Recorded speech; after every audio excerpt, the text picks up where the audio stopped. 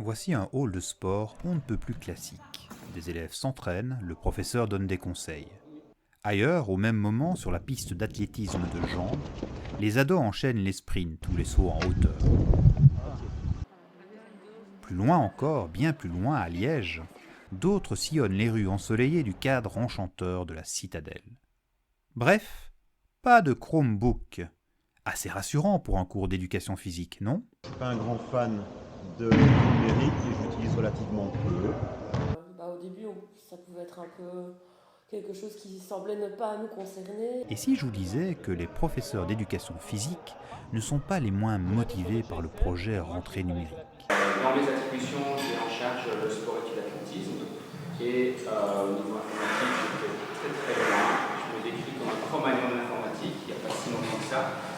Rassurez-vous, dans ces deux écoles, pas d'investissement numérique tape à l'œil, mais de vrais projets où le sport et la santé restent la priorité de ces professeurs.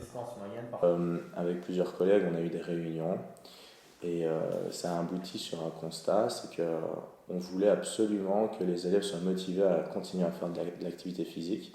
Et on s'est demandé comment faire pour pouvoir parler le même langage qu'eux, pouvoir susciter un intérêt auprès d'eux, pour pouvoir créer vraiment une motivation dynamique. Et on s'est dit que ça devrait passer obligatoirement par le numérique. Pour mieux comprendre l'intérêt que plusieurs d'entre eux portent au numérique, nous sommes allés à la rencontre des professeurs d'éducation physique de deux écoles, l'Athénée Royal de Jambes et le collège Saint-Barthélemy à Liège. Ces professeurs ont recours au numérique, mais, nous allons le voir, pas n'importe comment. C'est-à-dire que quand on a cours en distance, elle ne peut pas trop nous faire des exercices à la maison. Donc elle nous demande d'activer Strava et de marcher par exemple autant de kilomètres, par exemple 5 kilomètres sur l'équivalent des 2 heures de gym. Au collège Saint-Barthélemy de Liège, Damien Brajkovic, Isabelle Philippe et leur équipe ont profité du Covid pour proposer un défi à leur école. On a fixé un objectif de 100 000 km à réaliser pour l'ensemble des participants, des élèves et des professeurs donc, au sein du collège. Et donc, pour avoir une idée, à l'heure actuelle, nous sommes le 20 avril 2021 et nous sommes à 63 000 km enregistrés. Et donc, si je comprends bien en ce moment, tu veux activer ton Strava.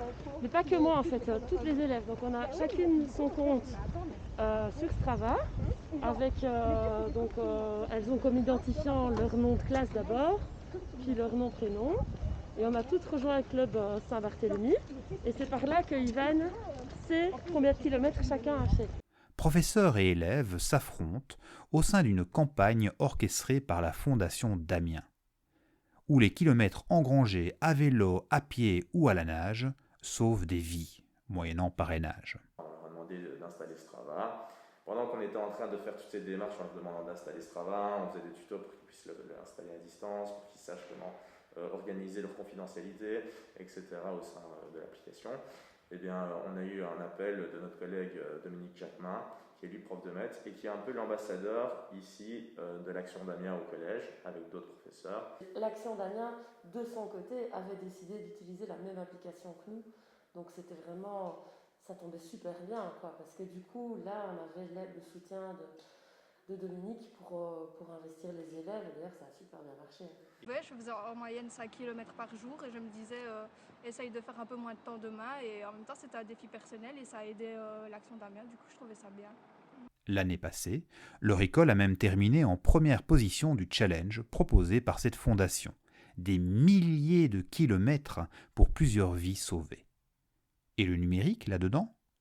Eh bien, chaque membre de l'école devait connecter son compte Strava à la plateforme Moving Lives. Sur Strava, ils encodaient leurs performances. À Damien de gérer le paquet de données pour en tirer les informations susceptibles de motiver les élèves. C'est l'extension Google qui nous permet de du coup télécharger tous les kilomètres. Et donc vous voyez ici tous les kilomètres sont affichés avec le nom des élèves, la date, etc. Et quand on appuie sur Download, et bien là, on a le fichier qui s'est téléchargé.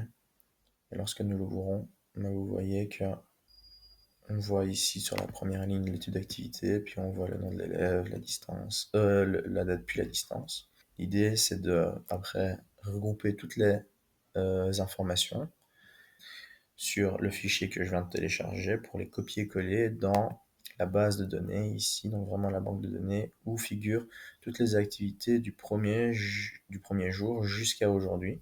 Une fois maître du tableur Google Sheets, Damien ne savait toujours pas comment gérer les 13 000 lignes d'informations. Il a alors profité de l'automatisation des données avec Google Data Studio.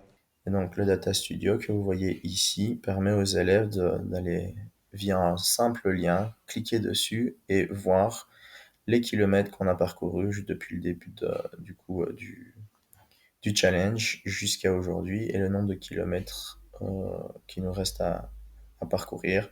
Data Studio est un outil de mise en forme visuelle des données. Il permet de digérer et de reformuler sous forme de graphiques interactifs des tonnes de données issues de documents différents. C'est un outil d'écriture numérique. Ce qui est bien, c'est que j'ai mis aussi un petit classement individuel pour essayer de motiver les plus compétiteurs. Du coup, on peut se donner des défis entre copines, par exemple, on peut se rejoindre, on peut mentionner d'autres personnes avec nous, et puis si on fait par exemple un chemin à deux, on peut mettre plusieurs personnes. Après, moi, je les mets en story et comme ça, mes amis peuvent voir que je suis allée courir aujourd'hui. Vous êtes des bêtes des réseaux sociaux, alors si je Oui, comprends voilà. bien. Exactement. Ça like ou pas? Oui, il y a beaucoup de réactions aux stories. Il faut dire que des fois, je suis un peu dépassée par les messages. Et du coup, voilà. Suivant. À la marche. Ouais. Hop. Allez, pas sur des sites trop vite, Théo. Oh, c'est joli. À l'Athénée Royal de Jambes, Olivier est professeur d'éducation physique depuis pas mal d'années. Il s'occupe de l'option forte athlétisme en partenariat avec des entraîneurs de l'ADEPS. C'est une relation de longue date, on partage pas mal de choses au niveau de la vue, du suivi des athlètes, la façon dont ils peuvent être préparés. Avec le confinement, il a fallu vraiment que je puisse me réinventer et trouver une autre façon d'enseigner, puisque les élèves se sont retrouvés très longtemps en distanciel.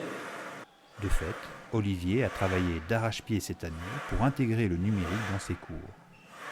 Pédagogie différenciée d'abord. En effet, durant ces cours, les élèves ne font pas tous la même chose. Certains reçoivent un programme individualisé. D'autres s'entraînent collectivement ou individuellement.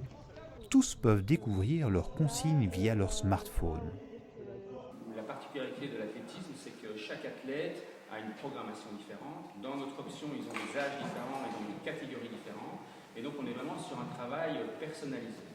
Mieux, Olivier filme ses élèves et analyse avec eux leurs performances.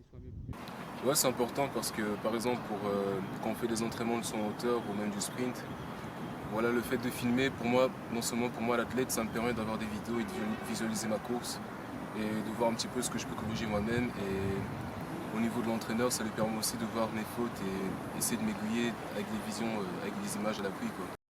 Un petit outil se révèle par ailleurs fort utile pour décortiquer au ralenti les mouvements du sportif. Coach Eye. Ces vidéos se retrouvent dans le dossier de l'élève et c'est là sans doute le grand effort qu'Olivier a dû fournir cette année, proposer aux élèves un dossier sportif semi-automatisé. Où toute une série de paramètres peuvent être répertoriés, notamment toute une série de vidéos qui permet une analyse technique et finalement les entraîneurs peuvent, en ayant accès à ce dossier sportif, peuvent voir l'évolution de l'athlète ou les points à améliorer. Non seulement il peut y placer des vidéos et des commentaires, mais en plus, il y retrouve semaine après semaine le programme hebdomadaire des entraînements. Donc ça nous permet d'avoir beaucoup de recul et de voir finalement l'évolution.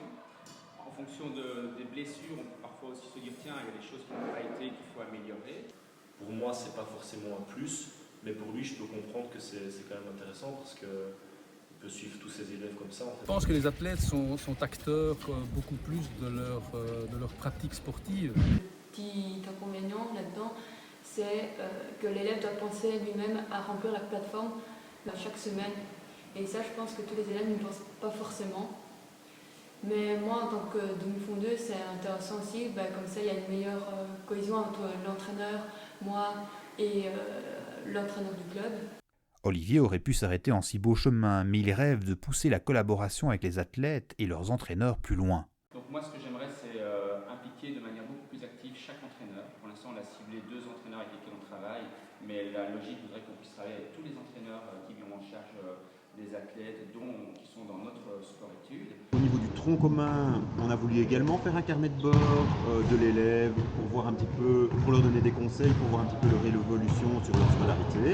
Et puis on s'est dit pourquoi pas le faire de façon numérique et se baser sur ce travail-là pour faire quelque chose de similaire. On le voit.